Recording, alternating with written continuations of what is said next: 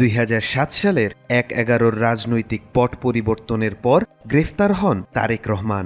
পরের বছর জামিনে মুক্ত হয়ে চিকিৎসার জন্য যুক্তরাজ্যে যান তিনি। এরপর প্রায় 1.5 যুগ ধরে সপরিবারে সেই দেশেই আছেন বিএনপির ভারপ্রাপ্ত চেয়ারম্যান। স্বৈরাচার হাসিনার পতনের বছর পেরোলেও দেশে আসেননি তিনি। কবে আসবেন তারেক রহমান, এমন প্রশ্ন সবার মুখেই।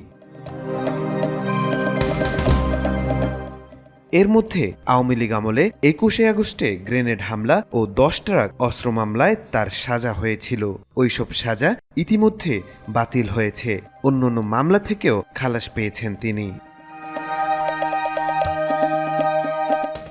কয়েক সপ্তাহের মধ্যেই এবং জাতীয় নির্বাচনের বহু আগেই দেশে থেকে তারেক রহমান দলকে নেতৃত্ব দেবেন বলে জানিয়েছেন বিএনপির স্থায়ী কমিটির সদস্য ডক্টর এজেড জাহিদ হোসেন।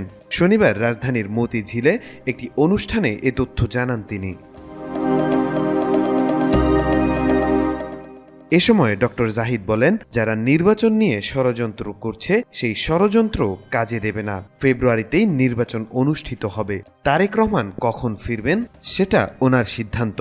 উনি এই দেশের নাগরিক, উনি যে কোনো সময় আসতে পারেন। তবে আসার জন্য ট্রাভেল ডকুমেন্ট নিয়ে কোনো সমস্যা থাকলে সেটা আমরা সমাধান করব। তবে সিদ্ধান্ত তার নিতে হবে।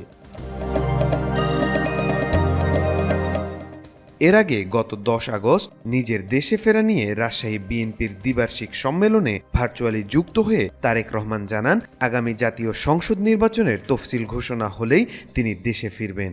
সেদিন নেতাকর্মীদের উদ্দেশ্যে বিএনপির ভারপ্রাপ্ত চেয়ারম্যান বলেছিলেন, ইনশাল্লাহ অতি শীঘ্রই আপনাদের সঙ্গে সামনাসামনি দেখা হবে। এদিকে নির্বাচন কমিশন জানিয়েছে, ভোটের 2 মাস আগে তফসিল ঘোষণা করা হবে। এরপরই হয়তো জানা যাবে তারেক রহমানের দেশে ফেরার দিনক্ষণ। সেই অপেক্ষায় বিএনপির নেতাকর্মীরা। তাওফিকুল ইসলাম, আজকাল।